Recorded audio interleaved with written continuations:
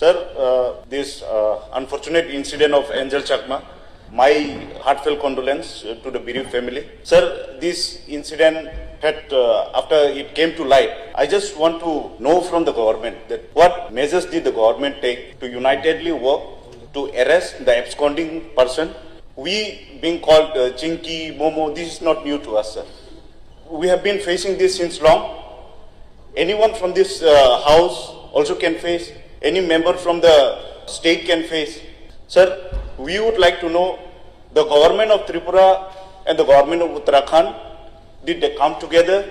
Is the liaison officer sent from Tripura to Uttarakhand to closely monitor this case? And sir, we know that Angel Chakma's father is serving for the nation. He himself, to get justice, he has been knocking doors. The FIR to be registered, it's also taking time.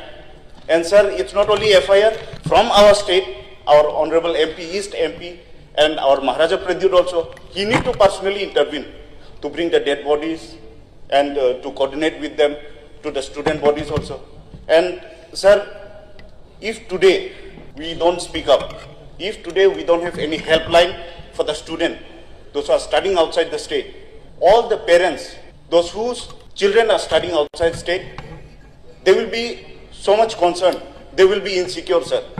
Our state should create such a mechanism that all the state has liaison officer. The state should have the database of students staying outside the state, those who are studying.